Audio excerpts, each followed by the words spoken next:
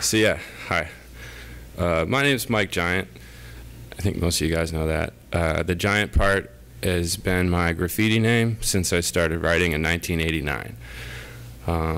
And this was the first thing I painted. So this talk will basically be an overview of what I've done as a graffiti artist since 1989.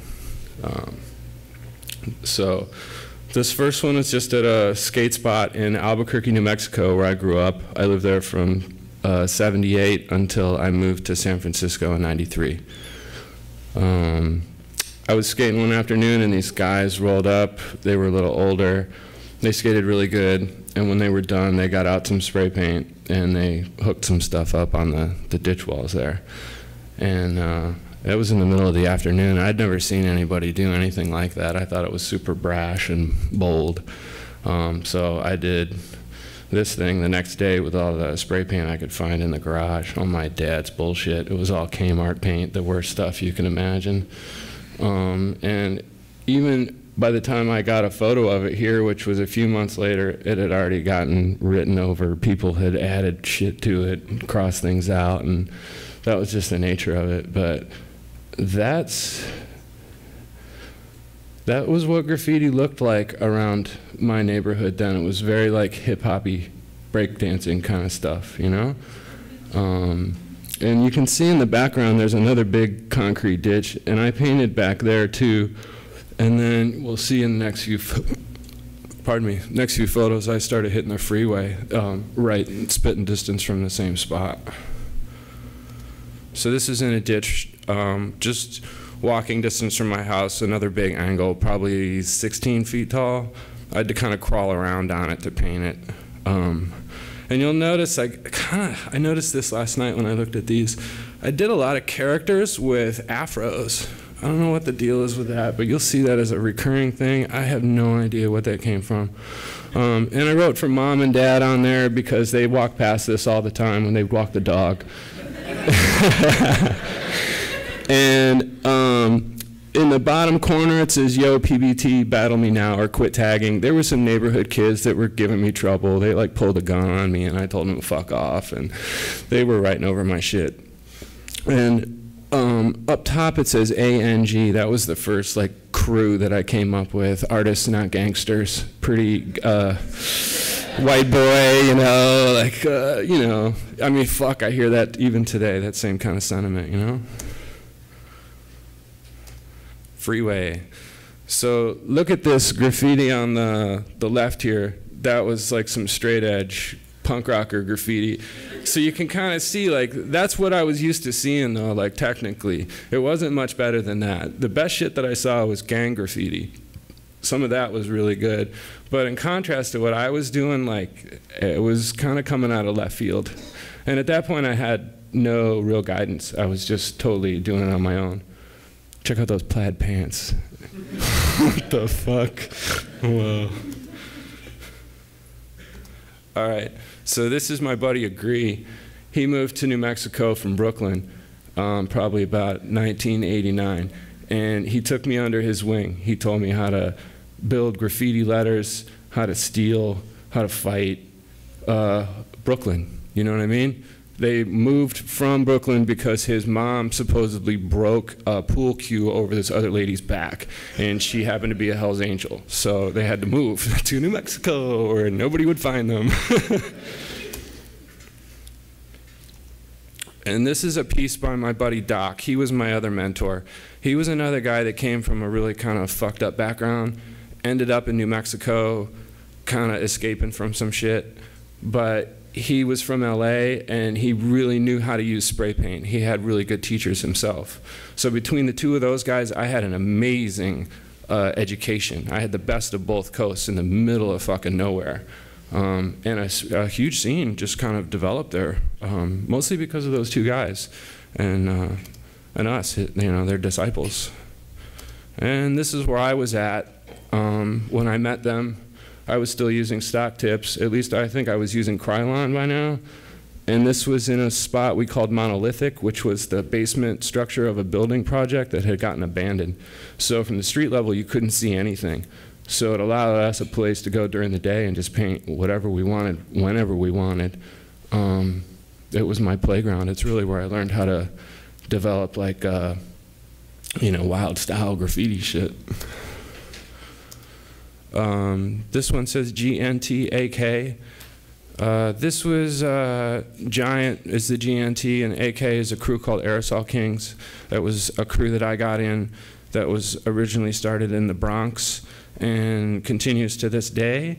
And that was something I got in association through my friend Agree from Brooklyn. He introduced me to people, and they were really impressed with what I was doing and put me down, and that was always a huge honor.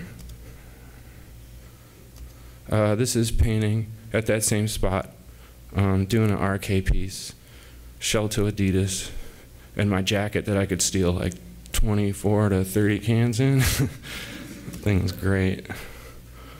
And that's the finished piece.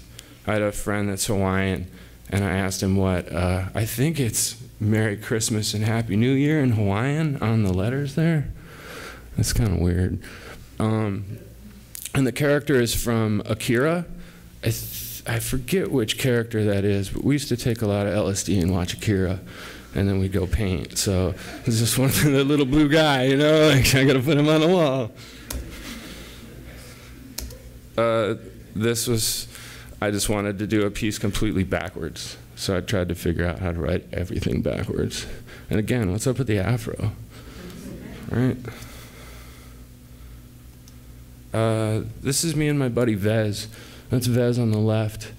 We got down with a crew called SB from Chicago, and that's what this piece says, SB. And Zor and Rafa is written on the left there. Those are the guys that we met from Chicago. They're like the South Side Chicago hookup. And on the bottom is our buddy Agent, who was the North Side Chicago. And then there's Dies and Zodak. They were from San Diego. They were just friends of ours. I'm trying to think if there's anything else. Yeah, and that was a style that was inspired by this dude Quasar that we met in San Diego. He had a really futuristic way of breaking letter forms up, and that was my attempt at it, which is pretty fucking terrible compared to what he was doing, but you know, we were trying. It's one of those things, when you try new things, sometimes it looks whack. Like this thing, you know, Jesus. The concept was to put down all kinds of stuff on the wall, like colors, all our bullshit scrap cans, and then just to drop a black outline on top and throw some shiners on it, you know? And again, crazy experiment. I think it's definitely one of the ugliest things I've ever done, you know? But again, we were pretty proud of it, you know?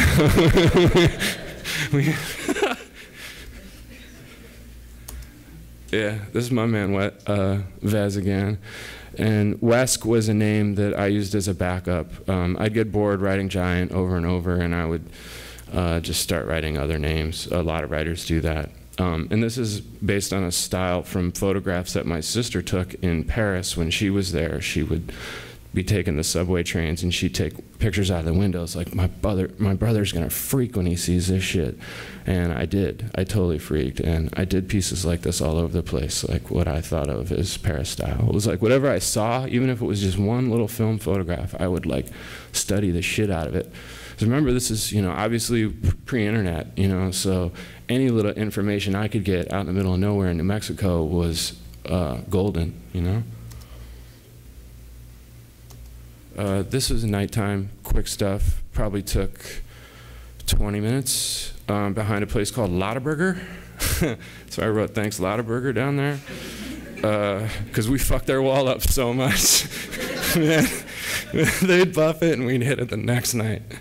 It was constant. And yeah, thanks Lottaburger.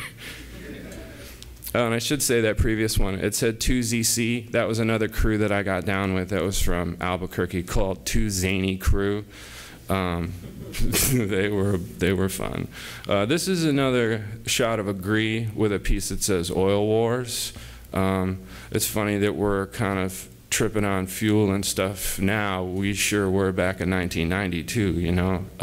Some of the guys actually that were in our graffiti crew were sent to the Persian Gulf to fight, and we would keep sending them film photographs in the mail so they knew what was going on. This one's AOT. This was my first crew. I guess actually that's bullshit. Second crew, because Artists Not Gangsters was the first one, but that didn't last very long. AOT lasted for quite a while, but this was the first one. This was just in a ditch spot. It was our getaway spot for hitting the freeway. It was a tunnel that went under the freeway. What's AUT mean? Always on Top was the main one.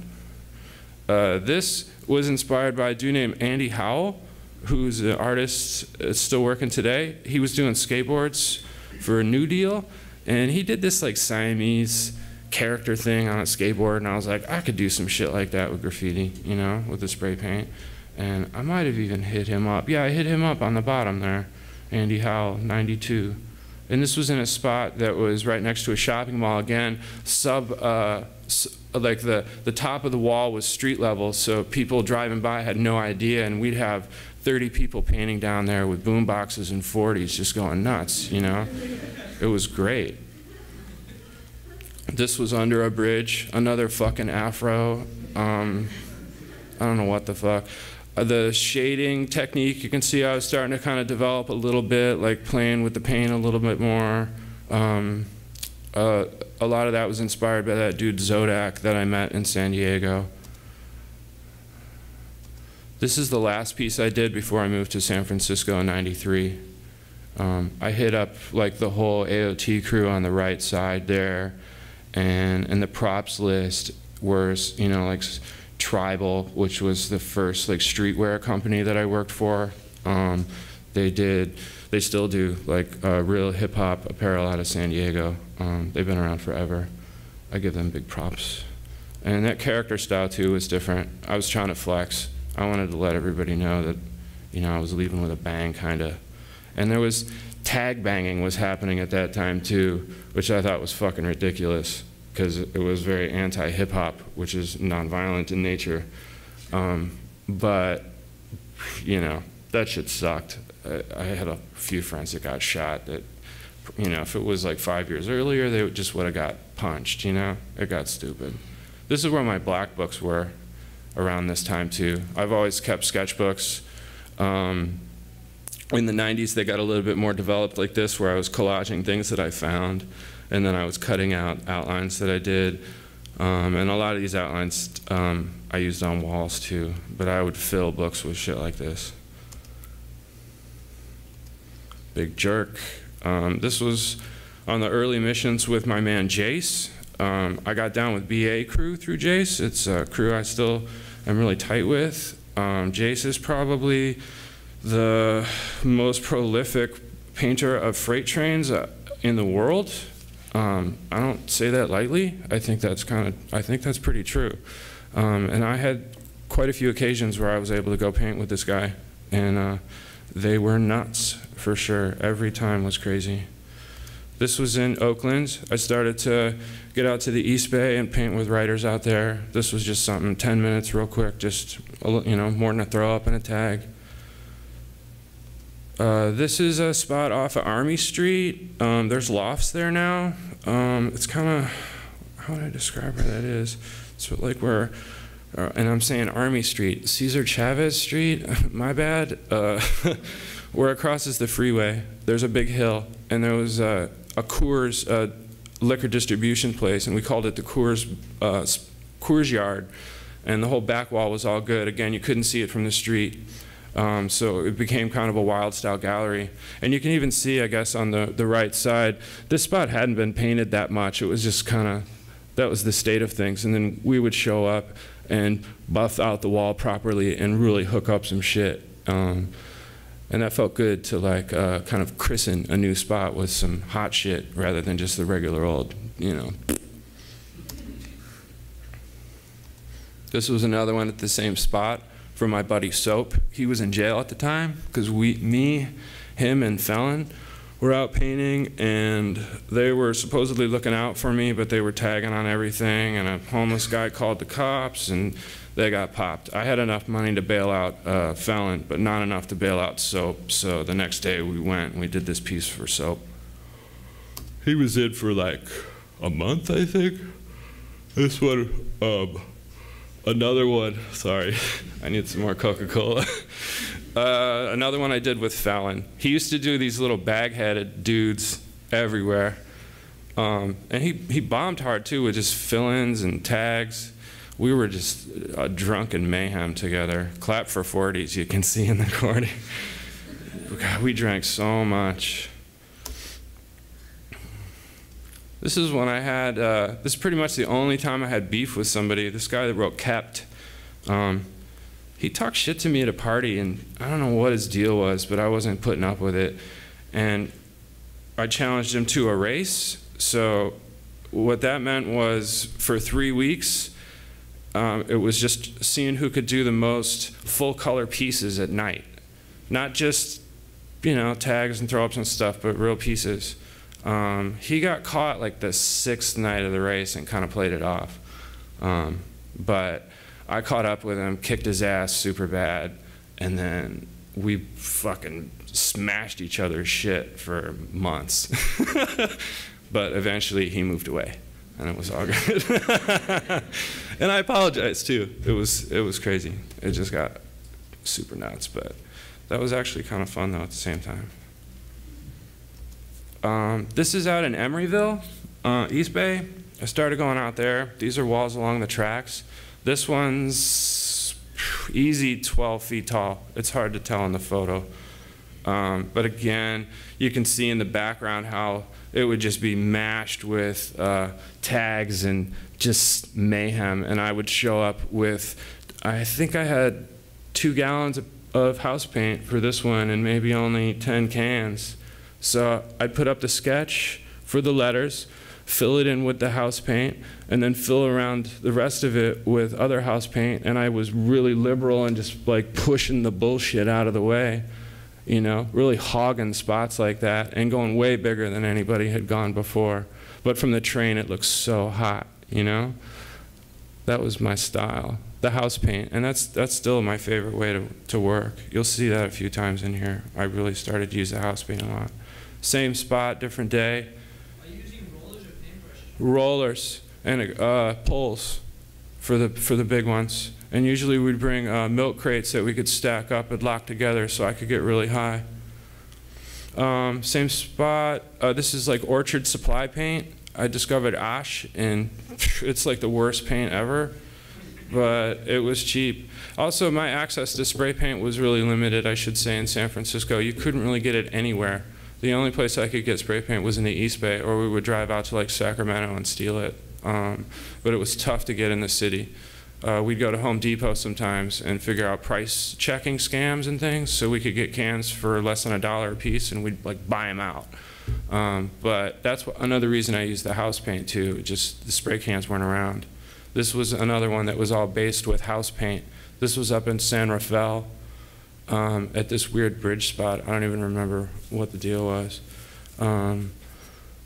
Again, minimal spray paint. And I hooked up a girl named Marilee in the end there. That was this girl I met through the personal ads. I had a personal ad in The Guardian. And she was a real straight-laced girl, like a business kind of person. And I was like, yo, I'm going to hook your name up in a graffiti piece tomorrow. And she was like, what? And I showed her the photo, thinking she'd be really psyched once she saw the photo. And she was like, don't ever do that again. And, you know, that relationship didn't last long. But usually the girls are psyched when I hook their names up. She was not. This is the same spot with my buddy Worm, W-E-R-M. That little mouse dude on the bicycle, I think, fucking kills it. I wish this guy painted more. He only painted for like a year or two. He used to do these, like imagine one of those, you know, mouse on the bike thing just on a wall around town, just all by itself. He would knock them out. They were so sick.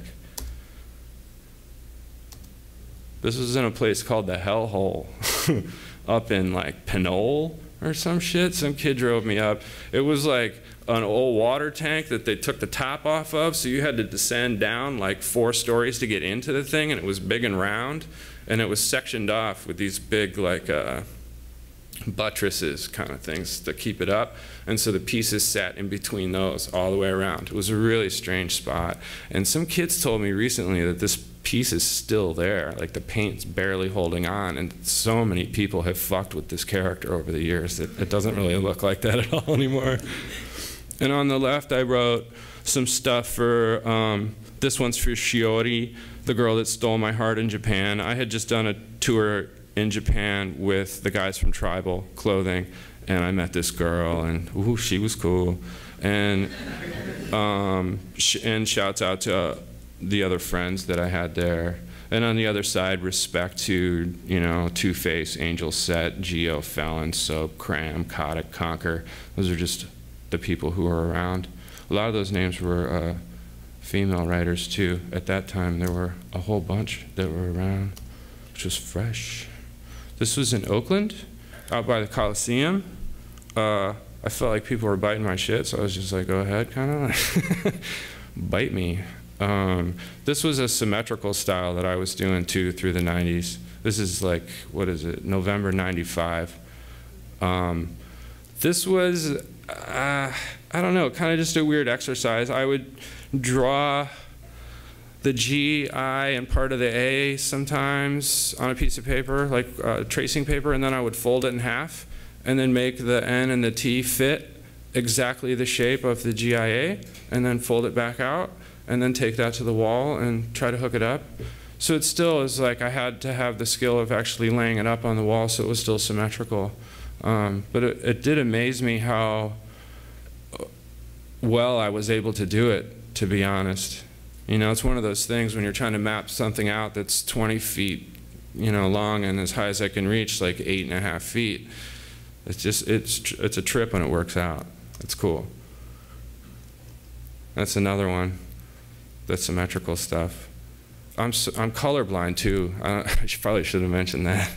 So what you're seeing is definitely not what I'm seeing. So I'm breaking things down to real simple color schemes. I based all of my color schemes on what my buddy Doc told me was good, and what people would say, yo, like, I love that color scheme you did, and I would just go, oh shit, I gotta remember what that was. All right, you know, and I'd write it down, and I just kept track. It's funny. Christmas '95. Christmas night is always like one of the best nights to go out and write graffiti. It is crickets out there. The cops are all snug away, you know. You can go nuts on Christmas. It's great. That was fun. This is a metal wall in Illinois near 22nd Street. It's gone now. There's lofts there now too. It was a wall made out of the side of ships. It was big, huge metal chunks. You can see all the rivets going down. That's like they just ripped it off the side of a ship and cut it, you know. And it was the craziest thing to paint on.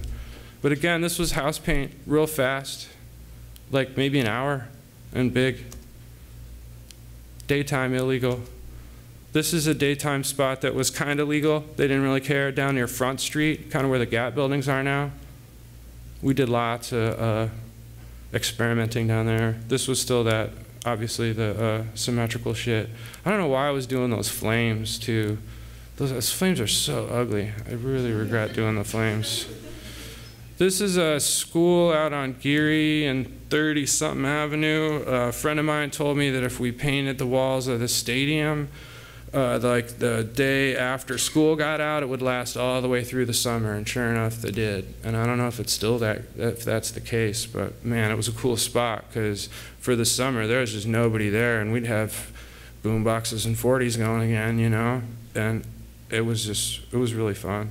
There was a lot of people that had pieces at that school back then.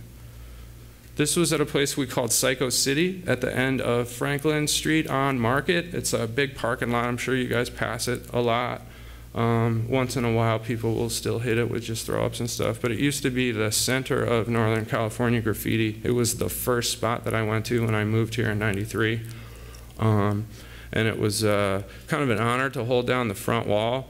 And at this point, the wall had become a bust. The police were arresting people, so I thought, well, fuck that. I'm going to hit it on July 4th, thinking that the cops will have their hands full.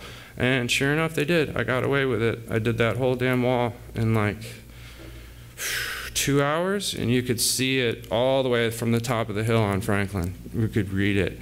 And Fame Whore, obviously, I was just like, fuck y'all, I'm taking out the whole wall. And it was the last thing to run on there before it really became buffed. I did a lot of postering and stickers and shit too. I'm not kind of getting into that tonight because I'm sticking more with like what I think of as traditional graffiti. But I did do a lot of this stuff too. On Sunday mornings was my time to go out and wheat paste. Nobody'd be out. It was no big deal. I did that a lot. And again, this is around 96. This is back in Albuquerque, freeway spot, real fast. I don't know, nothing special about that one to me. El Paso, this was out in the middle of nowhere. There seriously were coyotes and shit running around. I couldn't believe it. We drove out in the middle of it was just dark for days. There was no street lights and dirt roads, and he just parked, and he's like, we're here. And I'm like, we're where, dude? Like, he's like, there's trains over there. I'm like, I couldn't even see the trains. It was so dark. We painted by the light of the damn moon. It was insane. Just to paint some freight trains. It was so far. This is us. In El Paso. That's a guy that writes Shug with the I Love Cops sweater on, and that's Focus sitting on my back. We were a few 40s deep by then. That was, we got flown out there to El Paso that time just to paint walls. It was great. It was kind of unheard of for us at the time. And that's one of the walls I did there in El Paso. And I brought some posters along because, like I said, I was doing that. So I posted it up and figured out a piece to go next to it. It's funny about it's all about letters, and I'm adding all this poster bullshit, you know? I was so sunburned too. Oh God. This is back in Emeryville. My buddy had some great green buds, and I got inspired. What more can I tell you? Right? Shit. Same wall. Different day. This one says jungle.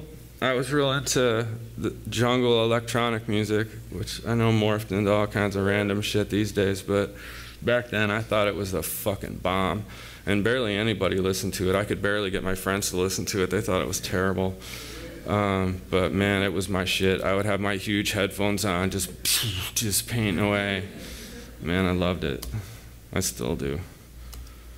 This is the Oakland spot where it's like right by the Coliseum. This was like the wild style mecca of Northern California through the late 90s. The best people from all over the world would paint here. You really had to be on the top of your game if you felt like you were going to paint over something there, because it was probably really good. And again, I was just like, fuck it. I'm just going to go huge and insanely simple. And with the house paint again, you can see the extension pole. You know, I could do something that big just with stuff in my bag. You know, I'd take Bart, walk over there, do a piece, bone out.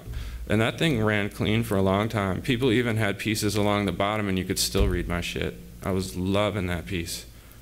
That was a good one. I should do more of those. Freight trains with Jace again. Jace is on my left in this one.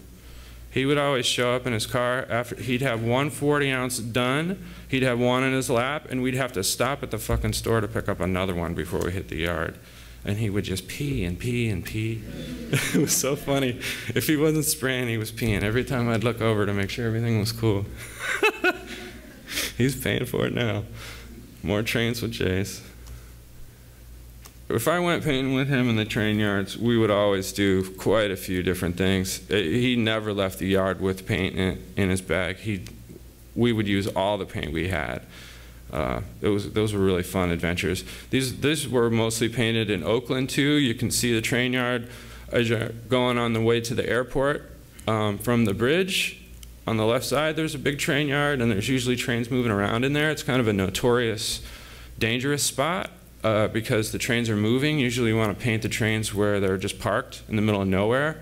But there was so many people painting freight trains back then that we would go to the live yard, what we called it, just because we wouldn't run into other writers for sure. If anything, we'd run into cops and workers, and at least those guys, you know, it was just like, fuck it, whatever, you know? But other graffiti writers we weren't really trying to deal with.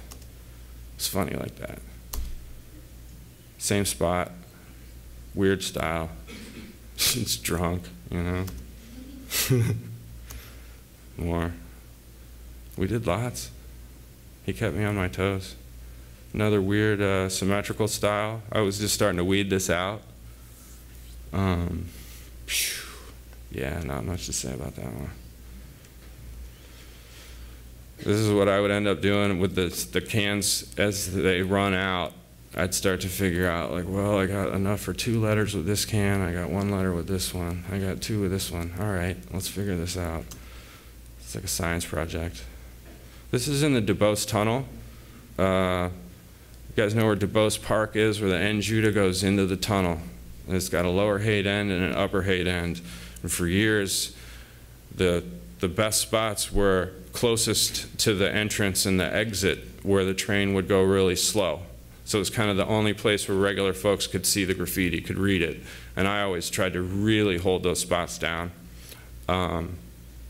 So this is the lower Haight end, and you'll see I paint in here a lot. This is another one, same end of the tunnel. Fuck dissers, because somebody went over me and I just went right back over their stupid asses. This is that Front Street spot. This is one of my favorite ones I ever did. This thing was huge. Remember, all these are as high as I can reach, you know. So they're big. If it's a long one, that one could be 80 feet long, easy. That had like reflective gold. It looked like real gold in the fill-in of the letters. When the light would hit it, that shit was bling. It was cool. Again, the flames. Like, the flames wreck it. Like, duh. Really? Like, what the fuck? My buddy that I worked with at the I should say, at the time I was working at Think Skateboards. I did graphics full-time for them for 4 years, from 93 to 97.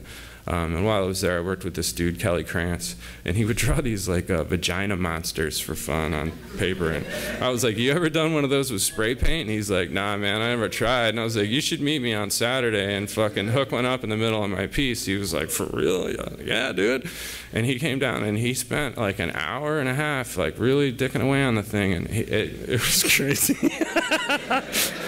You know, I was with it though. I was open to that. And he even came up with the name Snarf. You can see that next to it. That was his name. I had to write it out for him. I was like, well, write it on there. He's like, no, you gotta write it for me. That was so fun. Snarf.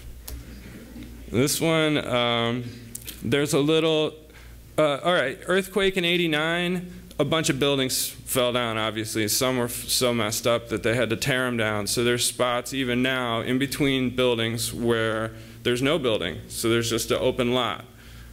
So right after that happened, they put up fences around them. So they became, again, little graffiti spots. We would hop the fence. Nobody was looking over the fence. You know, we would paint these spots during the day, especially on the weekends. It's funny, I would hop a fence into one and think I'd be in there alone for 10 minutes, and then out of the corner would creep one of my friends like, oh, okay, it's you. I didn't know who that was. I was like, what the fuck, you're painting down here too? You know?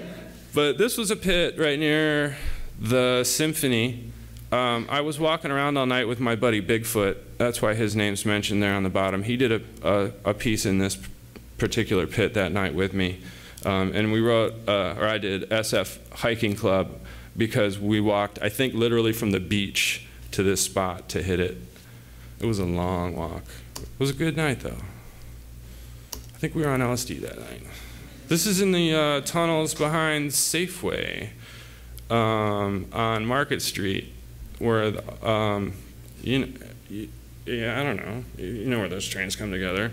So there's multiple levels in there once you're walking around, and this is the stairway that links the upper part to the lower part, if I remember correctly.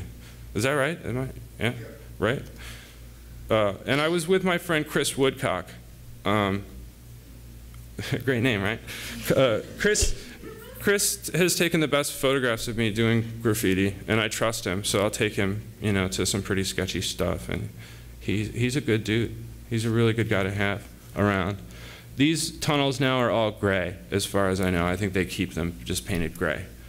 But it used to be amazing. There were tags in there from way back. It was a whole history, you know, the Dubose Tunnel too.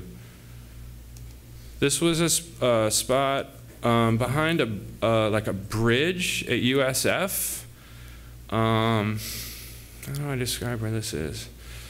It was like a road would go up the hill, and there was a parking lot, and then the hill went down, and we would jump a wall and walk down, and then there was walls that held everything up. It was a really strange spot. So I was doing this piece down there, kind of taking my time. Again, I kind of bogarted the whole shit and went really big. And I had known Twist for a while and asked him if he would paint with me. I had this weird spot. And for some reason he said yes. That's the only time he's painted with me. But it was fun. He just came, did his thing, no big deal, and boned out. And I kind of finished it and hooked it up and got the flick. It was cool. This is in Japan. This is part of that tribal tour that I mentioned earlier. Just on some gates in front of the distributor that sold tribal in Japan. Weird, symmetrical. That was Japanese paint too. That was super tricky to use.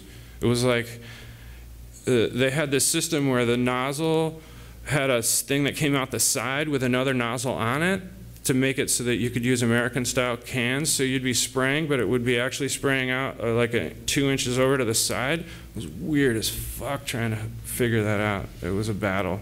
I'm surprised I pulled it off. But they did it all the time, so I was just like, all right, let's just do it. This is back in Albuquerque. This one says Blind 9. It's for a friend's band, punk rock band, my buddy Vez, who you'd seen earlier. 97. This is London. I lived in London for a little while in 97 and 98. I just kind of was sick of the skateboard job and needed a change and was interested in doing album covers for jungle and down-tempo kind of music in London. But mostly all I did was lose weight, skateboard, and write graffiti, which was cool too. And this is a piece I did with Stylo, S-T-Y-L-O. That's what it is on the left there. He is just out there. Really, he was a cool guy. This was at a place called the Anthill, I think, down in San Diego. Painting with this guy Persway. He did the devil guy, you can kind of see on the right there.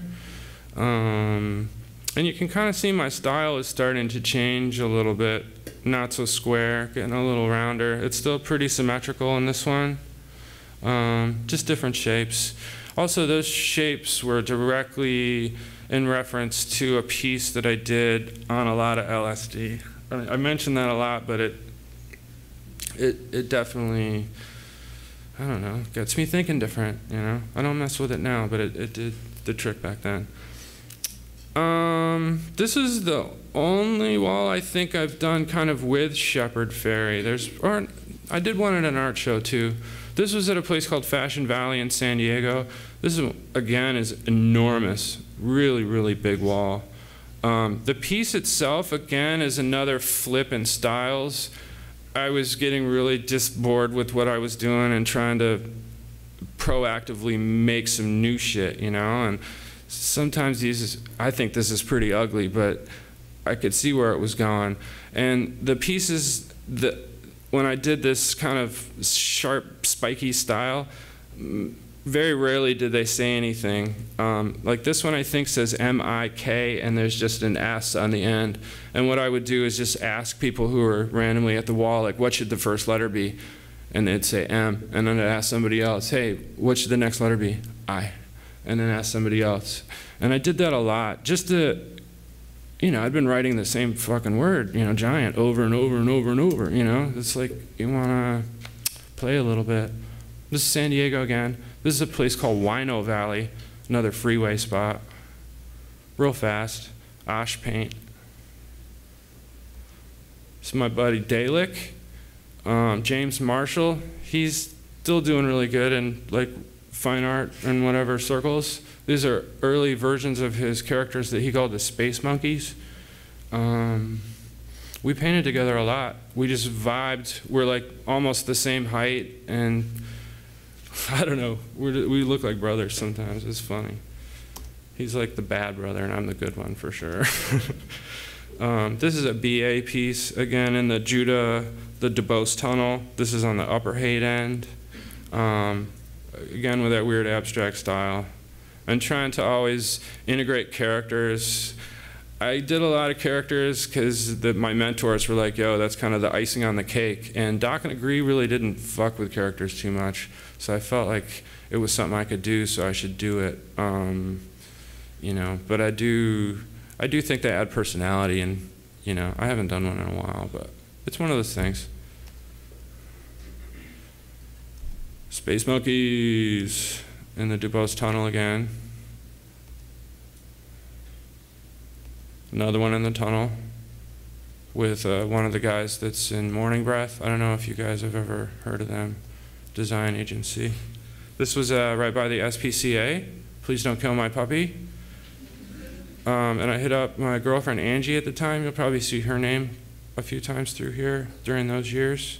This was a spot that got hit a lot and then turned into a bust. I got raided there gnarly and got chased. It was terrible, and haven't painted there since. This is on Natoma, between 6th and 5th, closer to 6th Street. It's not there now, but that ran for a long time. That was kind of another clean wall. And I had just moved back from London. Yeah, and I was hitting up all my San Francisco friends on the side there. And that was the first time I'd done those like slug guys.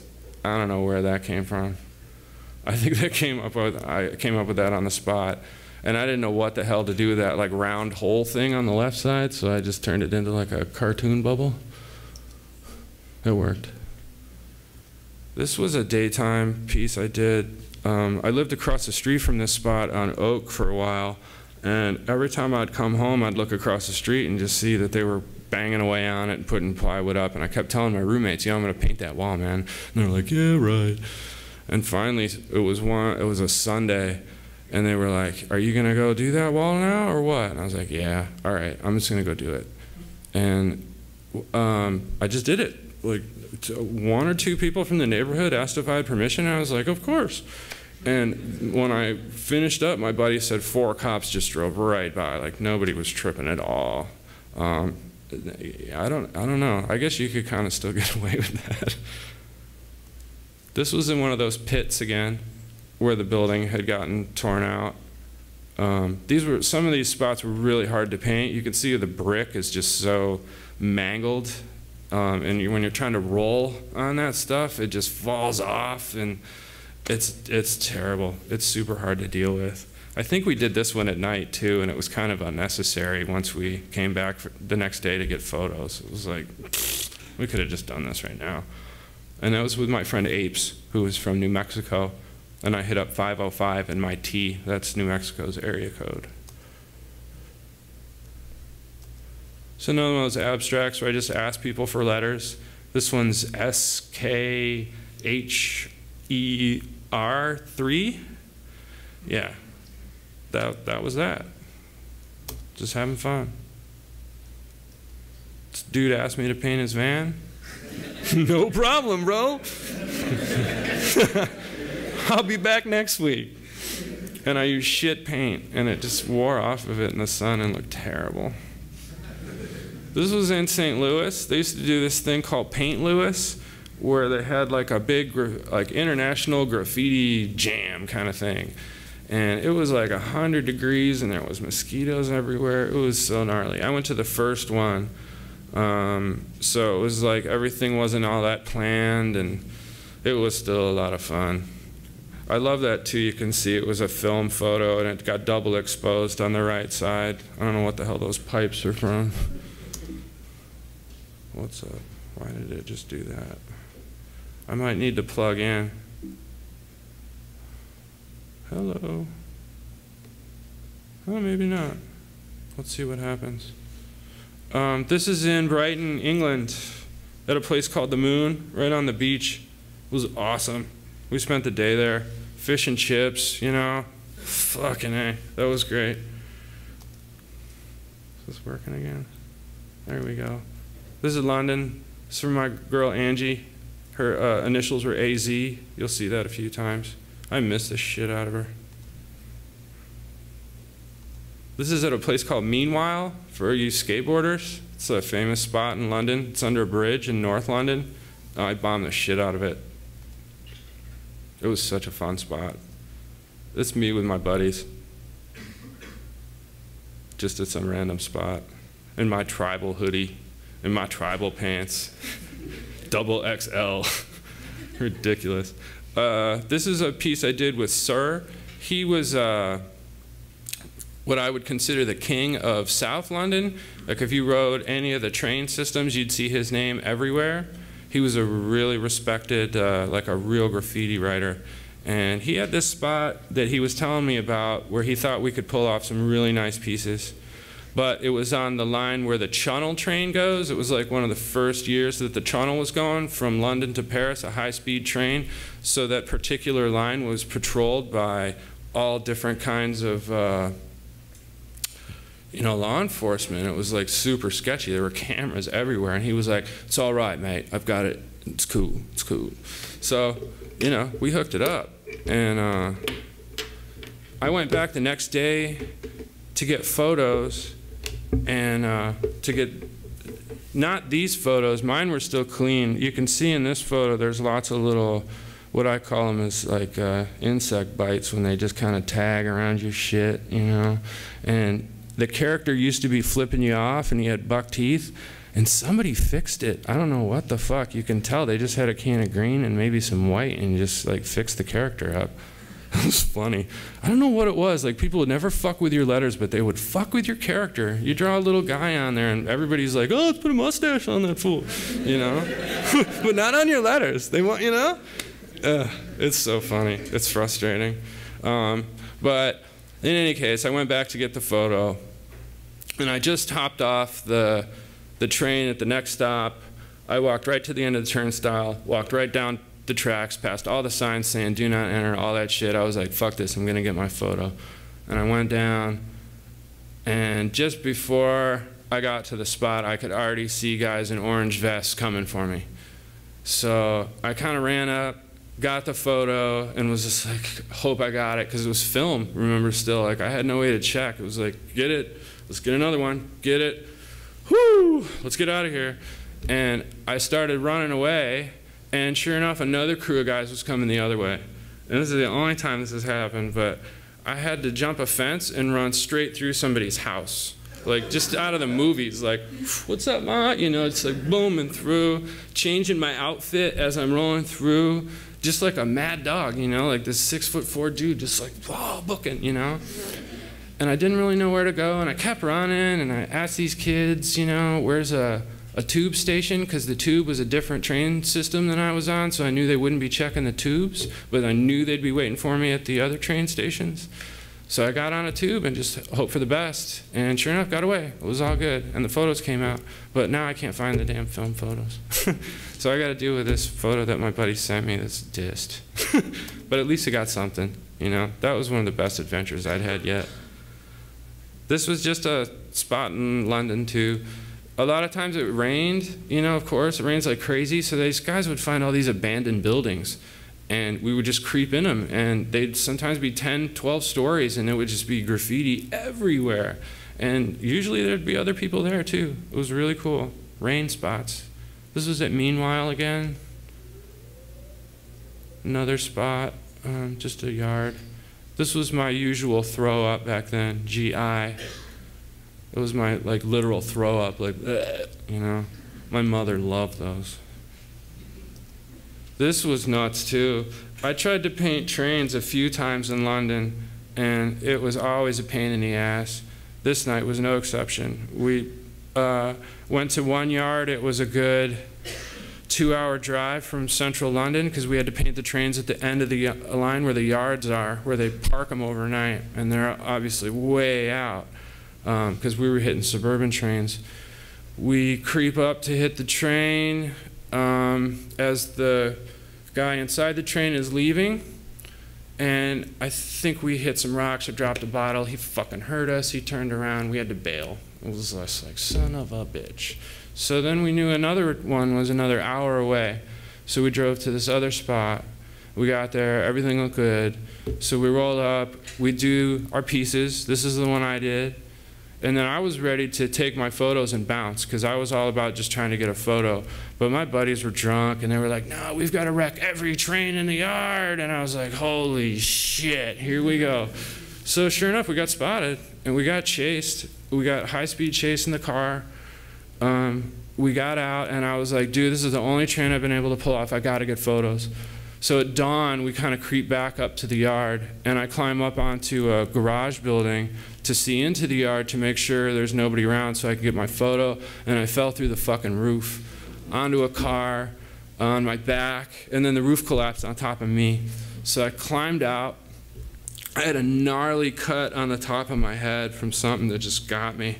But I wasn't tripping. I was like adrenalized and just was so like angry. Just like, God damn it, you know? It's like fucking 4:30 in the morning on a Sunday and this crazy sound and I'm trying to be on the sneak tip, you know? Oh man, so I climb out and I get back to the car and my buddies are laughing their asses off. And I was just like, fuck it, drive me straight to the yard. I'm gonna run in, I'm gonna get the photo, and I'm gonna run out. And if I get caught, I'm gonna get deported. Fuck this country, I'm sick of this shit. I got the flick, that's the flick. And that was that. Awesome. I wish I would have done something cooler. I should say I tried to hit trains 4 or 5 other times when I lived in London, and it was just so hard. Northern London, quickies. This is back here in the city. This is actually the outline that I have tattooed on my back.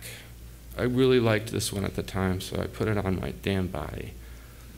And this was at a spot too that just had tags and throw-ups and bullshit on it, and we kind of christened it. I paint a lot faster than most people, and so I got this piece done really fast, and I was like, yeah, I'm gonna split, you know. And my friends were like, that's cool. And sure enough, 10 minutes later, the cops arrived, and they got hassled, but they were allowed to finish their pieces. But that was kind of a mistake, because then it was kind of green light for everybody to go there and go nuts, which was good for us, but you know, whatever. This is some park up near Bryant and like 16th where they play baseball. It's where the baseball field's right behind this fence.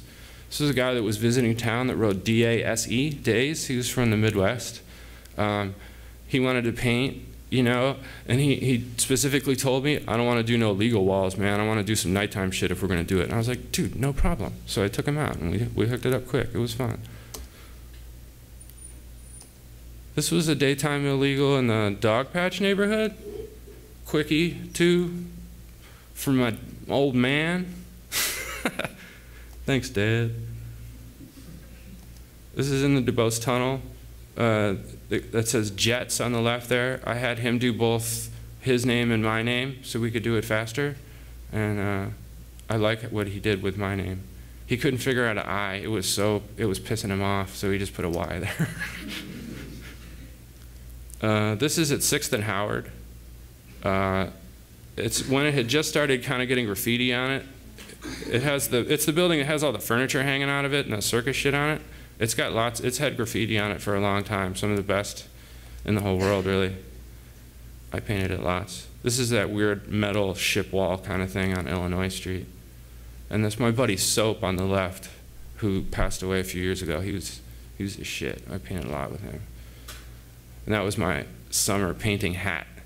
So I'm a white boy, I get burned. This is one of the few things that I got away with KR. I tried to paint with him a few times and we got like hassled or caught or But this was up above Dolores Park on the Muni lines where the Munis kind of go through the houses. I think this is all buff now, but this used to be pieced really good too. That piece ran for a long time. I don't know, one of those days. MH for modern hieroglyphics or massive hard-on crew that day. A crew from Detroit. Again, the fucking flames. I don't know what's going on with the rubber duck stick up. I don't know what I was on that day. This one, it was weird because I just kind of buffed the wall out that peanut butter color. It looks like that's what it looks like to me. And then did a sketch and then just did the outline. So you could see the sketch work that I did, which was just a weird experiment. But I actually got a ton of good feedback from other writers about that because they could see my process and they were kind of wondering if I just kind of step up and go boom. They could see that I actually work it out just like they do, and it was, I don't know, it was cool. This was a great hit too. This was parked in a schoolyard in the Mission right near Cafe Gratitude. I don't know, if somebody knows that corner, yell it out. It was like a work shed thing that they would move, like a storage kind of unit thing. And again, it just had tags and stuff on it, so I buffed it out. I did a nice piece. I think only 2 or 3 people rolled by and looked kind of through the fence to see what was going on, and I just waved like friendly, and you know, it was all good. And this ended up getting moved around town, and they didn't paint it over, and it got parked in some sweet spots. It was such a good one. And that was solo too. I did that by myself. I think it's especially awesome to go out and do a full color piece at night by yourself. That's a real sense of like accomplishment for me. Slugbait was my girlfriend Angie's nickname. I don't know why. That was something she had before she met me. I wouldn't have called her that. This is in Bushwick, New York City. I met a dude named Ezo and some other people at a tattoo shop, and they were like, yo, Giant, you want to paint in Bushwick with the real men? And I was like, fuck yeah, bro. So I met him in Bushwick, and it was sketchy as fuck. It was so sketchy. It's sketchy now, but it was like a corner store on the projects. There were kids rolling around just mad dogging the shit out of me, but once they saw who I was with, it was all good, you know? I tell you what, graffiti has helped me out in that situation so much, you know, where I can feel somebody sweating me and then they see who I'm with and they're like, oh, he must be a writer, it's all good. It's funny like that. This was like a 10-year anniversary piece. This is back here in San Francisco down on off of 5th Street between Folsom and Harrison. This is behind my buddy Frankie's place. With Apexer, you can see his tag on the right there. This production was me and Apex and Adam. This is that turret out by Fisherman's Wharf. I don't know if anybody's gone out there at the end of the dock. I hit this. This is another, it says Super Zooted Christmas. You know what I was doing that night? Christmas, bombing. That was fun. This is New York again. This is in the tunnel going under the Manhattan Bridge from the Manhattan side going towards Brooklyn. It was under construction. I went to visit. My buddy Vez was living there. He was like, yo, you want to hit this tunnel? I checked it out. Fuck yeah. And we went down there and it was gnarly. Like, again, the wall was like coming off. I had to scrape it with my hands, and you can imagine a New York subway tunnel. It was so nasty. And it was blazing hot and humid in there, so all the shit that I was pulling off the walls was sticking to my body. So I got all that off of there, and my fingers are bleeding, and then I start trying to roll the paint on there, you know, and it's coming off in clumps in the roller. It took us so long to do this shit. Luckily, there was nobody. That's like the actual system was down that night. But man, that was a hell of a fucking mess. And sure enough, when we came out too, there was cops like right near where we were needed to get out, and we just fucking booked it and ran right to a taxi cab. That's the best thing about New York, or anywhere really. If you're in trouble, just jump in a damn cab. Peace out. This is in Golden Gate Park, the tennis court walls. Kind of at the beginning of the park. It's kind of hard to describe where that is. I used to hit it a lot, which I'm sure pissed him off a lot. And you can see too, like, that's bare brick under there. When we nailed that shit, that was still kind of what I would think of as virgin. And now it's definitely been painted so many times. This is a repeat, I think. That's 6th and Howard spot. This is that same spot, just a different piece. And when I went to go do this piece, the previous one was there with the little character, and the crackheads loved the little guy. And then I went to paint this wall, and I'm painting over it, and they're like, who the fuck are you, man? Why are you painting over that one? That one was great. That little dude was cool. You know, and I was like, that's me. I'm just doing a new one. I'm painting over myself. And they're like, that's fucking bullshit. You don't paint the little dudes. And I'm like, I'm not gonna paint a little dude on this one. And they're like, see, you're fronting. And so sure enough, this is right after I did the piece. This same day, somebody threw like a glass full of red paint or some shit on the piece. And I knew it was those fucking crackheads, you know? They were pissed I took their little dude away. I left that shit. I let it run. So when people would ask me about it, I could tell them the story about the crackheads.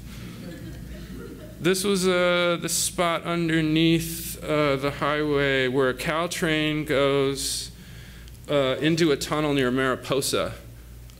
We used to call it the Caltrain yard. This was a really kind of radical departure in style for me, this one, with that huge G thing, just kind of taking out 2 or 3 throw-ups. This is that wall at Natoma again, its second incarnation. What's that? Still there, that giant is still there. This one, up high? Yeah. Fresh. Super big, but it's still there. That's good, that's good. This is my girlfriend Angie lived in this building, and we asked the other people in the building if they minded if I painted it, and it was kind of like my spot. And this dude Ivory, who's down on the bottom, he was visiting from New York. He was all right, you know, we got along. This is Cincinnati. This is one of the few pieces I did into a corner, which is amazingly hard to spray paint in a fucking corner. But it was fun. And again, I don't know what's going on with the bat wings and behind the ears and shit, but that's what happened that day.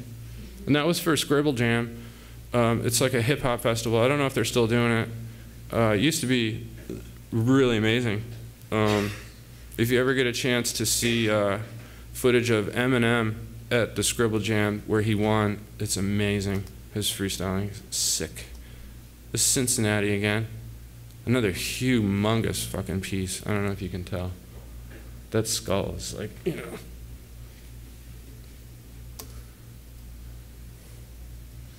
So the one's with Lead, L-E-A-D.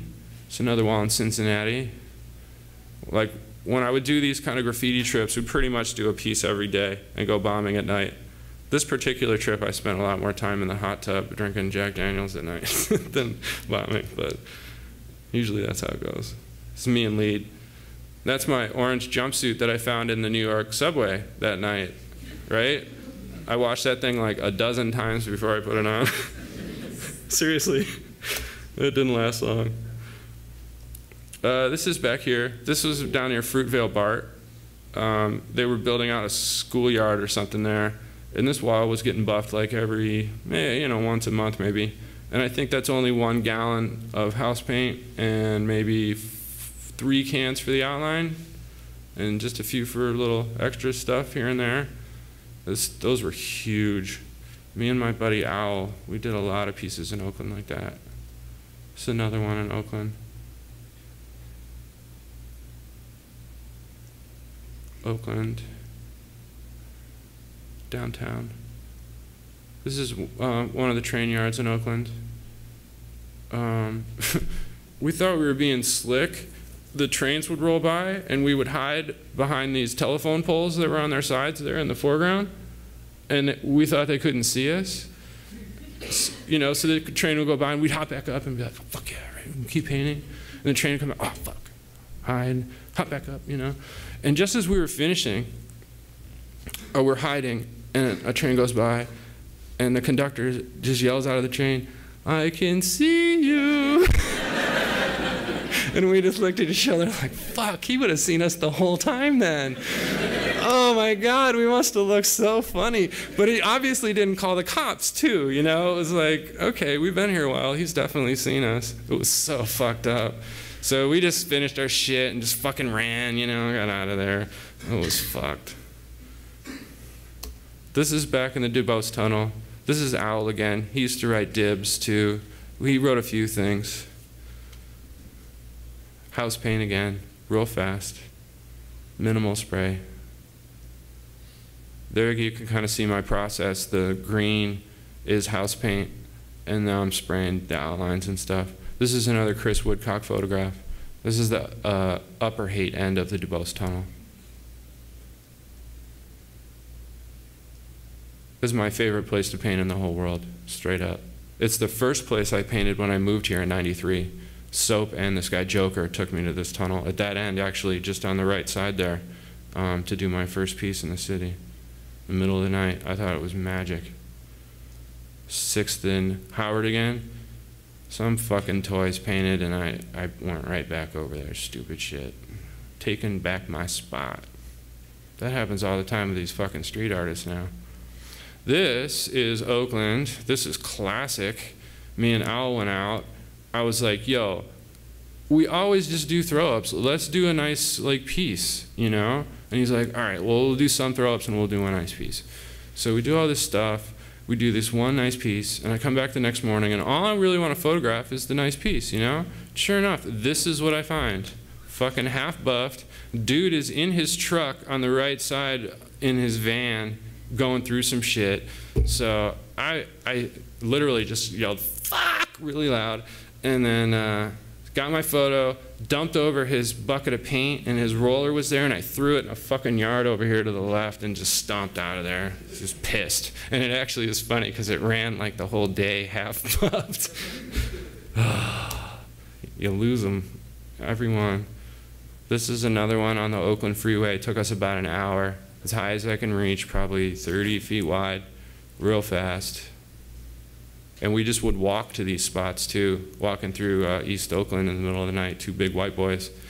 They used to say, "What's up, Mr. Wood?" Like we were Peckerwood, you know. "What's up, Mr. Wood? How you doing this evening?" "Oh, I'm doing good." "You guys going painting?" Yeah. This is 6th and Howard again. Another weird, you know, changing the style up again. Like think back to the symmetrical stuff. Like this is really different. And I love the N going right to the ground, kind of holding the piece up. You'll see I do that a lot. I really like that. This is Tokyo. I did a trip with Upper Playground when they were first starting, 2002. There's a Sam Flores thing to the right there. That was super fun. We just got let loose in Japan.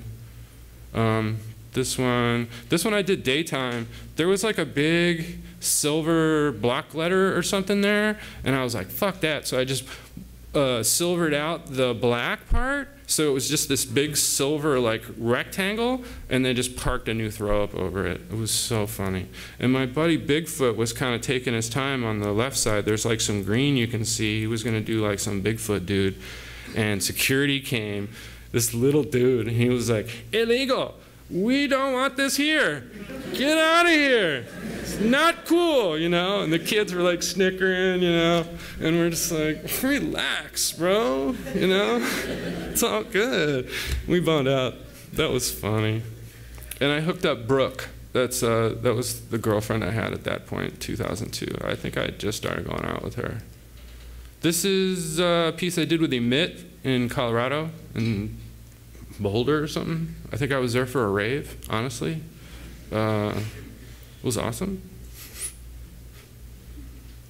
This is Los Angeles. Off of one of those alleys off of Melrose. There's all kinds of graffiti in those alleys. This was way back. I painted over a dude that wrote "anger." And I was a little concerned about that, but my buddies that I was painting with were like, "Nah, it's cool." Sure enough, fucking Anger showed up, and he was sketchy. And he tested my ass too. He kind of fronted, and I was just like, "Yo, blood, like, I'm just, these guys said it was cool. I'm trying to outdo what you did. It looked like your piece was hella old. I'm not, you know, I'm not trying to trip on you, bro." But he kind of, and then he laughed, and he kind of hit me over the shoulder, and was just like, "It's all good, man, that looks fresh," you know. But fuck, that happened a lot. People would just like front, and I was always so scared. This is Fruitvale BART, visible from the BART train. It doesn't look like much, but this was a crazy adventure. It was one of the only times I went out with bolt cutters. And if you get caught with bolt cutters, that's like burglary tools, that's some heavy shit. That's like super felony. It's not just graffiti. But we had to cut down a barbed wire, and we had to cut out a rose bush too to climb up onto this spot. But we got it, and it ran for a long time. It was well worth it. This is me and Owl again. I was getting bored, so I wrote Snake that night. It's funny too, when we went back to get the photos, we heard from this homeless guy that the cops were down there, and they were like, "Snake, huh? Heard he just got out." And I was like, you know, I'm dying. Like, that's hot. They think some other fool did that shit. This is in Albuquerque.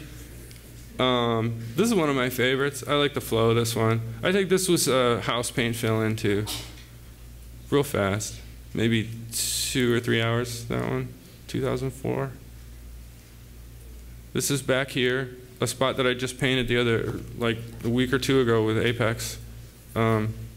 So what is it, 5th Street between Folsom and Howard? Shipley, thank you. God, I love when you help me out like that. The trees was a new thing. Trees, smoking trees is not, but, you know. Yeah, Albuquerque again. Cool spot in Albuquerque. I love this kind of stuff. With Persuade, I let him do both outlines. And I showed him for the first time how to do the house paint fill-in. He'd never done that before. I thought that was funny. This is Paris, daytime Sunday. In Paris on Sundays, or the whole country really, this city sleeps. There's no cops, there's no people, so the graffiti writers come out on Sunday mornings and go to work. It's really cool. This is nighttime stuff with my buddy Gory, which kind of means pig, which is funny, pigs. San Diego with my buddy Persuade in some dude's backyard. Random. Like, yo, Dave, you got a spot to paint? Yeah, my buddy's backyard. All right, all right. Toronto, Mad Bumpin'. I love Toronto. I'm headed back there in April. I paint with Sight when I'm there. Something he did there. It's funny, when we walked up to this wall at night, I started doing a throw up, and I see he's getting a little weird, and I was like, dude, I thought we were just doing throw ups. He's like, oh no, I was gonna do a piece. I was like, fuck, bro. All right, I just finished my throw up. I was like, damn, miscommunication. With Sight again, I met this girl named Daphne on the left there. She was cool. 666, where were you?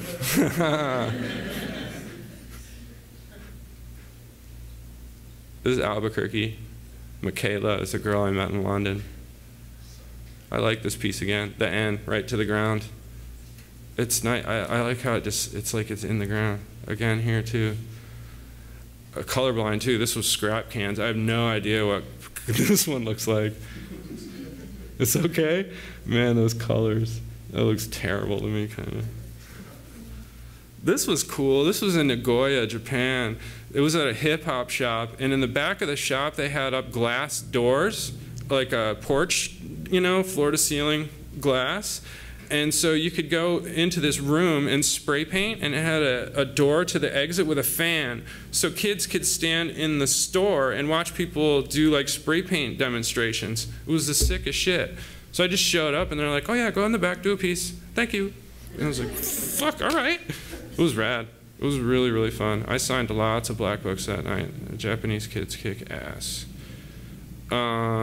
This is Toronto with my buddy Abel at a thing called Styles in Progress, a big hip-hop festival again. Those were so fun. I'd be like painting there, and I'd hear ill freestyle rhyming and beatboxing, and people, those were so cool. I love that, like, real hip-hop shit.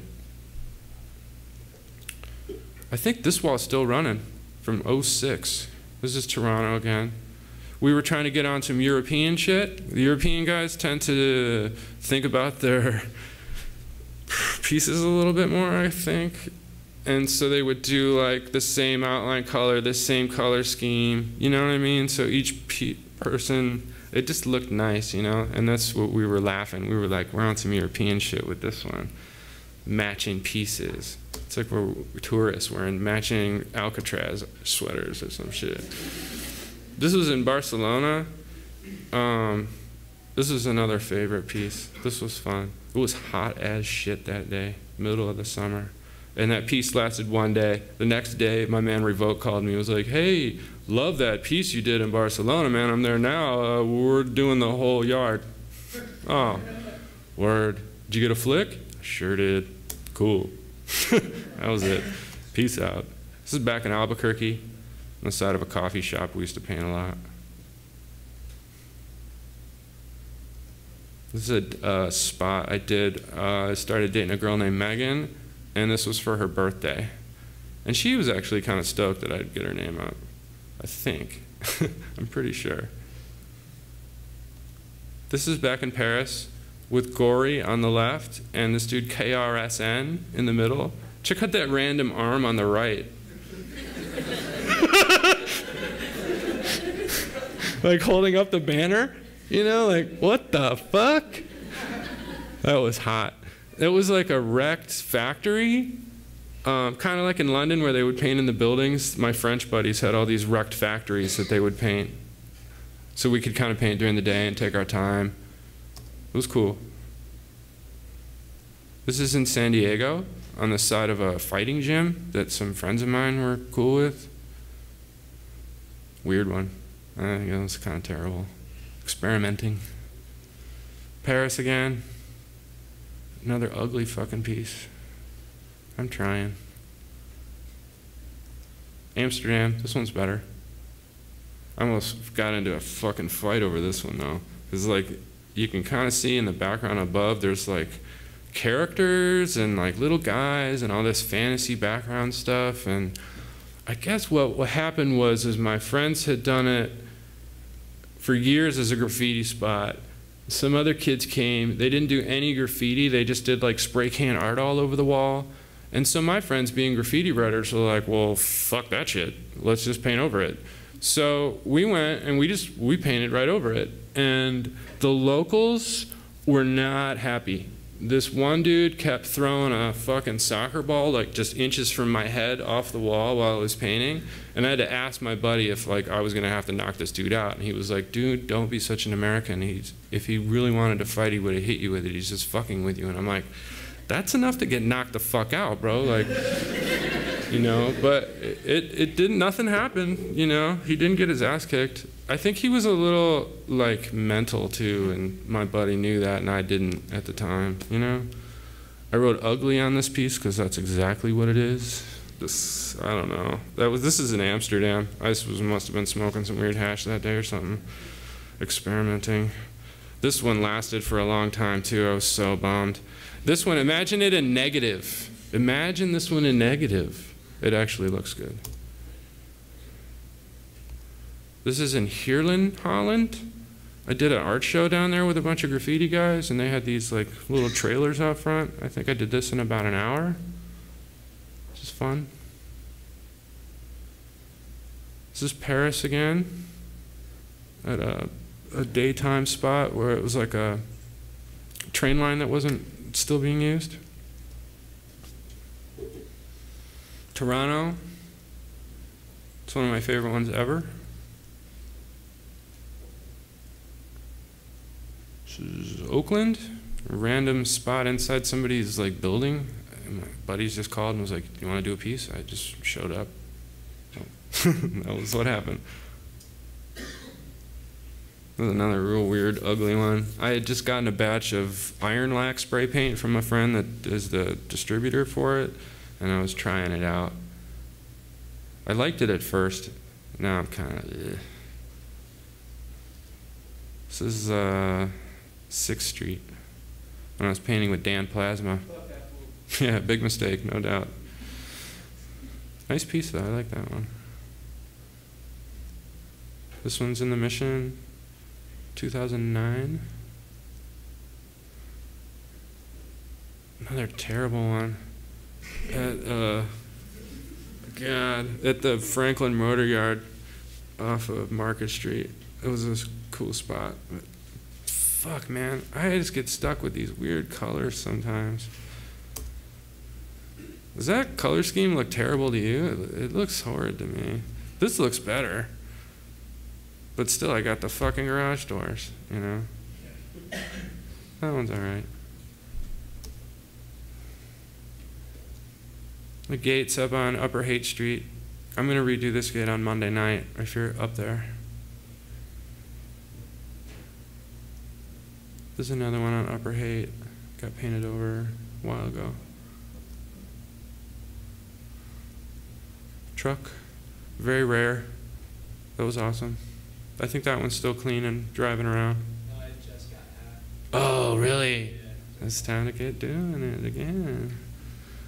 Yeah, this one didn't last. This was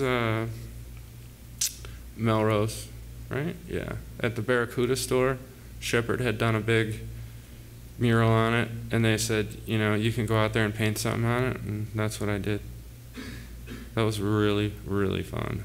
Just house paint again with an extension pole, and all the black is spray paint. I wish I could do those everywhere. This is on Larkin near Eddy. I'm painting over this spot tomorrow, if you're down there. This is a pizza zone across from Zeitgeist. Ugly. I don't know what's up with that slug thing. Like, what the fuck? I think it was supposed to be like some pizza dude kind of thing. Like a pizza slug, snake, jammy. It's kind of like pepperoni and shit. I don't know what the fuck, man. I think I did the piece, and I had that space, and the guy from the pizza place was like, come on, you can't even tell it's a pizza place. And I was like, yeah, I guess you're right. You know, like, I'll write pizza on there, and how about this pizza slug thing? This was in the Tenderloin, I think on Leavenworth. This one only lasted a week, and the city painted over it because the property owner wasn't really notified. We got permission from the guy at the corner store, but he didn't own the fucking building, and I guess that's a problem, you know. But I love this piece. I'd like to do some more like this. We've just gone through my whole shit. Like, there ain't nothing that looks like that one. Maybe that SB, way, way, way back. A little bit of that in there. Upper Haight. Boring. I got some fancy Montana paint, wanted to see what it could do, and this is what it did. Again, trying to experiment, you know. Still in like over 20 years writing graffiti and still trying to do new shit. God, this thing. Scrap cans again. I was trying to get on some 80s shit with this one. I think I kind of succeeded. God, that's so gnarly. Oh boy. This is on this like robotic blocky shit that I've been kind of playing with lately. I like it. It's like thick. That didn't last very long. Another one at that same spot on Upper Haight. This one's, I think, the best one that I've done on that spot yet. But I'm going to try to outdo it on Monday. I think I know the angle now. Oh, that's it, guys.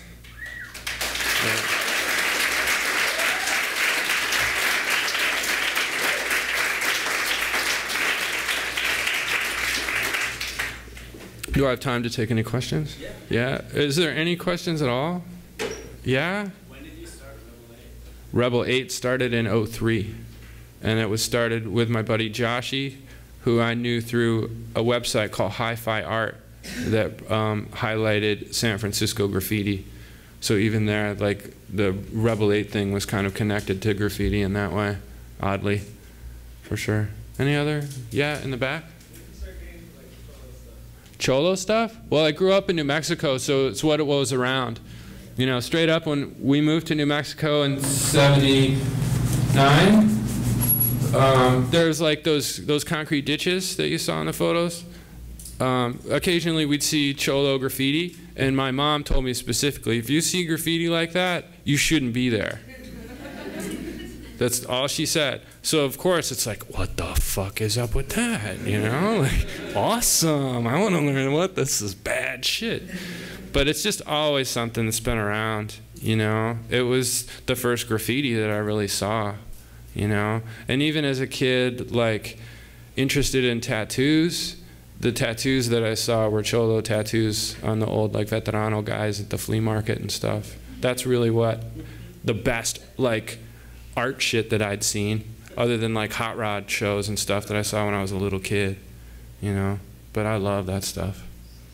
Yeah, in the back. What was the Mega signage?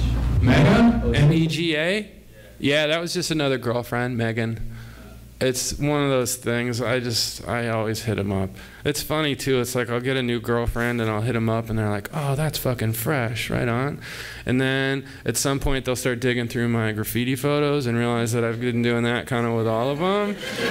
And then they're like, don't do that anymore, okay? I don't want to be one of those girls. Oh, honey, you know, that was 10 years ago. Yeah, that's all that is. Yeah. Origin of the word Rebel 8. Oh, Joshy came up with it. He had a piece of paper and he wrote out a million different things on it, and he was just like, how about Rebel 8, man? I'm like, fuck, it ain't gonna matter. Let's go with that, you know? Because it really doesn't matter. I learned that from skateboarding, because I was around like when they came up with the name for Juxtapose Art Magazine. They asked me, what do you think of this name? And I was like, you know you're spelling it wrong, right?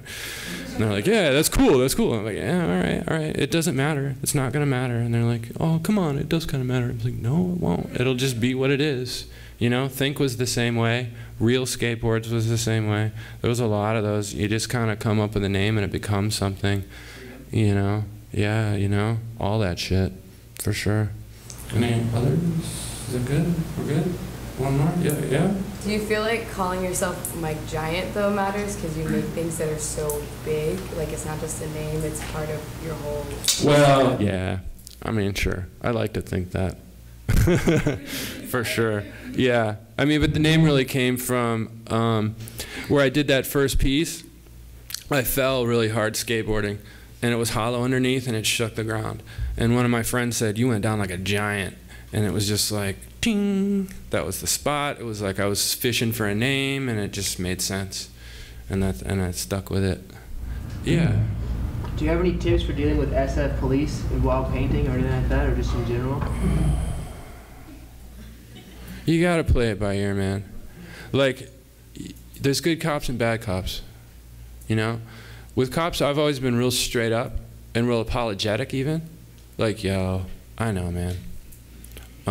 Do you need, no, honestly, like, I'll give you an example. Like, cops will roll up on me, maybe doing a daytime illegal spot, right? And they're like, you know, so what's up, you got permission? And I'd be like, yeah. And then they're like, you got documentation? And I'm like, no, I got a phone number. You know, but if you're just kind of straightforward with them, they're not really, I don't know. It's one of those things, man. There's been times too when we've gotten caught at night and we're just like sitting down before we hit a spot and we all have our bags with us, and the cops will roll up and be like, what are you guys doing? Well, we're just sitting here, taking a break, we're walking home.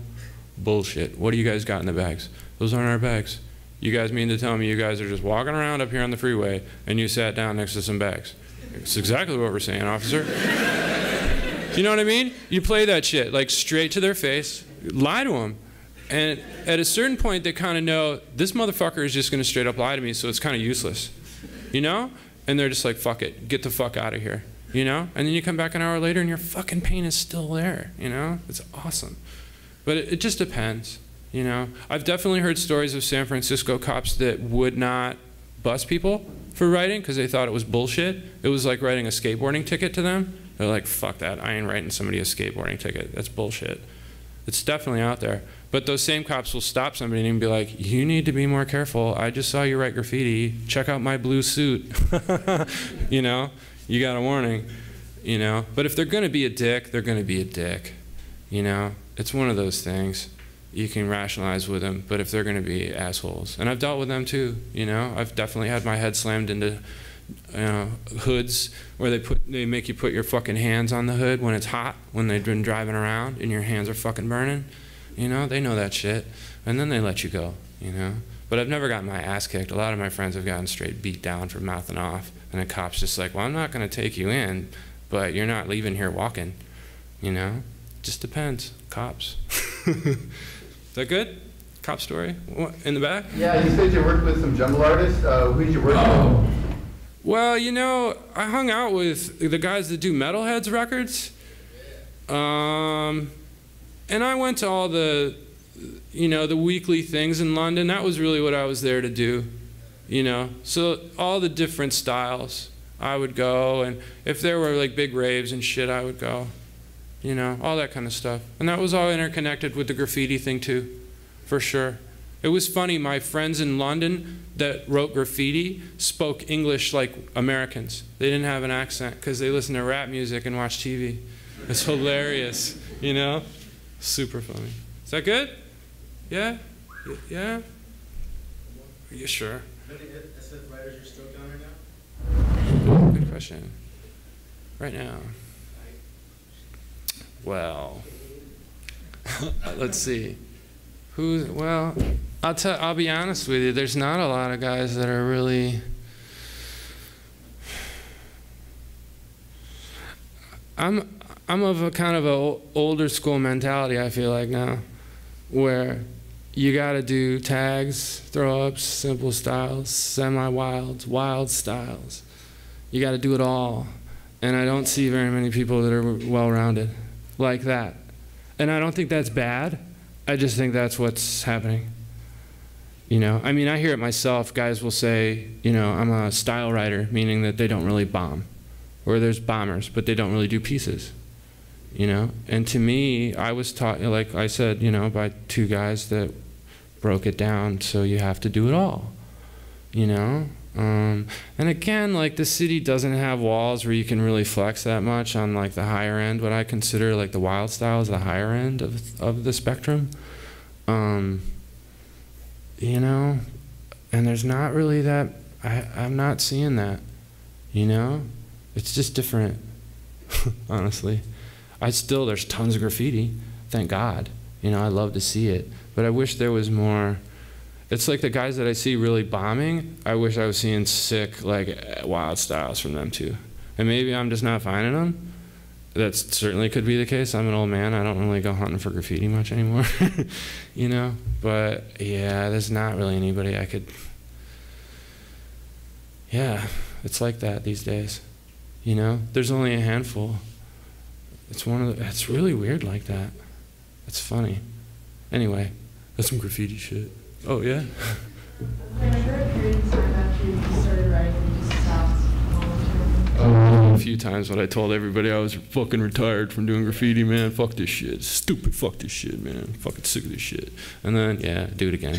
It's like skateboarding too. I'll fall down and be like, I'm never fucking skateboarding again, man. Fuck. And then a few years later, yeah, you know, yeah, it comes and goes. I get, even in interviews now, like, they ask me, why are you still fucking doing it? And even other guys that write a lot, you know, that I run into, and they're like really surprised that I still paint, you know? But I don't know. It's just fun, you know? It's like, I don't know. That's it. That's why I keep doing it. It's just fun. If when it's not fun, I'll definitely fucking quit, you know? Peace out. Is that good? Is that a great question?